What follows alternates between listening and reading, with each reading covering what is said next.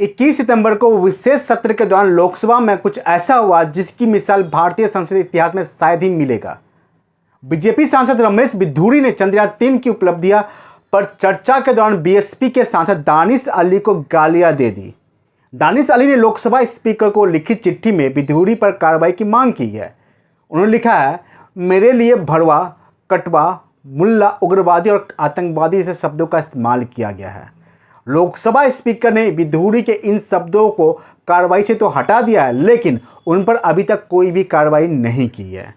दानिश अली ने कहा कि सरकार ने पिछले सत्र में विपक्ष के नेताओं को छोटी सी बात के लिए निलंबित करवा दिया था, जबकि बिधूरी तो गालियां दे रहे हैं। भारत की संसद में किसी के खिलाफ इतनी अभद्र भाषा का इस्तेमाल करने पर भी क्यों नहीं होती है कोई कार्रवाई। दरअसल संविधान के आर्टिकल 105(2) के तहत भारत में संसद में कही गई किसी बात के लिए कोई सांसद किसी कोर्ट के प्रति उत्तरदायी नहीं होता है। यानी सदन में कही गई किसी भी बात को कोर्ट में चैलेंज तक नहीं किया जा सकता। लेकिन इसका मतलब ये नहीं है कि सांसदों को संसद में कुछ भी बोलने की छूट मिली हुई है। लोकसभा स्पीकर के पास क्या अधिकार होते हैं और वह किस नियम के तहत सांसदों पर कार्रवाई कर सकते हैं। दरअसल लोकसभा की कार्रवाई जो हम और आप टीवी पर देखते हैं, उसके लिए नियम की एक पूरी किताब है। सदन की इसी रूल बुक के जरिए चलाया जाता है।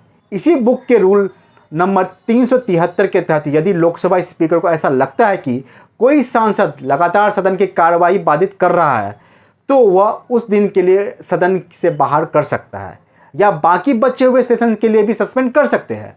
वहीं इससे ज़्यादा अड़ियल सदस्य से निपटने के लिए स्पीकर रूल 374 और 374(a) के तहत कार्रवाई कर सकते हैं।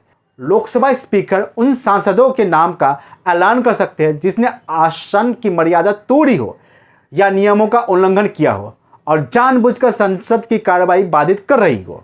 क्या राज्यसभा में सांसदों को निलंबित करने के लिए नियम अलग है?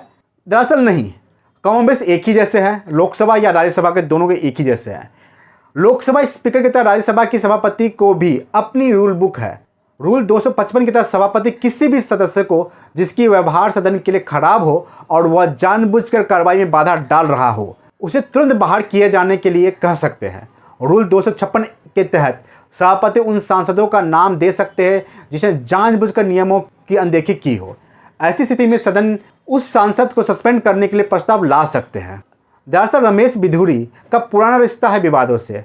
आइए जानते हैं कब उन्होंने क्या क्या किया और उनके द्वारा दिए गए बयानों से विवाद खड़ा हुआ। कुछ महिला सांसद तत्कालीन लोकसभा अध्यक्ष सुमित्रा महाजन के पास बिधूरी के खिलाफ शिकायत लेकर गई थी। इसमें कांग्रेस सांसद रंजीत रंजन, सुष्मिता देव एनसीपी सांसद सुप्रिया सुले, तृणमूल कांग्रेस सांसद अर्पिता घोष और सीपीआईएम सांसद पीके श्रीमती टीचर थी। सभी ने बिधूरी पर अमर्यादित भाषा का इस्तेमाल का आरोप लगाया था। वहीं 2017 की बात है, मथुरा की एक रैली में बिधूरी ने कहा था कि इटली में ऐसे संस्कार होते होंगे जहां शादी के बाद 5 से 7 महीने की में पोते पोती हो जाते हैं। भारतीय संस्कार में ऐसा नहीं होता है। दरअसल कांग्रेस बीजेपी सरकार पर वादे पूरे नहीं करने का आरोप लगा रही थी। इसके जवाब में बिधूरी ने यह बयान दिए थे। वहीं 2019 में भी उन्होंने एक विवादित बयान दिया था। 2019 में बिधूरी ने लोकसभा चुनाव के दौरान अरविंद केजरीवाल के खिलाफ अमर्यादित भाषा का इस्तेमाल किया था। आप नेता राघव चड्ढा ने दिल्ली पोल पैनल को इसके खिलाफ शिकायत की थी। तब बिधूरी के खिलाफ नोटिस भी जारी किया गया था। वहीं 2022 में सांसद के पास कुछ बच्चों के पेरेंट्स एक स्कूल की शिकायत करने के लिए पहुंचे थे। यहां पेरेंट्स ने बताया कि स्कूल में सही से पढ़ाई नहीं हो रहा है, फीस भी ज़्यादा ली जा रही है। बिधूरी पर आरोप लगा कि इन समस्याओं को सुलझाने के बजाय उन्होंने कहा कि समस्या है तो बच्चा पैदा क्यों करते हो। बाद में यह वीडियो सोशल मीडिया पर खूब वायरल होने लगा था। वहीं 2023 में अगस्त में बारिश के कारण दिल्ली की सड़कों में पानी भर जाने पर बिधूरी ने एक ट्वीट किया।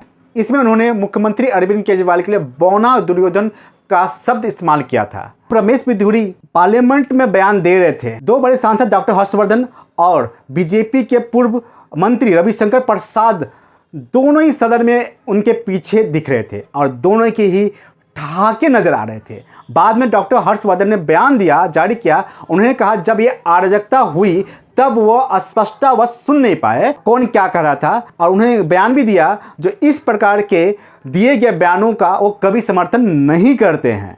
लेकिन जब ये पूरे प्रकरण हो रहा था तो डॉक्टर हर्षवर्धन और रविशंकर प्रसाद दोनों ही ठाके लगा रहे थे। लेकिन आपको बता दें, डॉक्टर हर्षवर्धन की छवि नहीं है। डॉक्टर हर्षवर्धन हमेशा समाज को एकजुट करते हुए नजर आए हैं।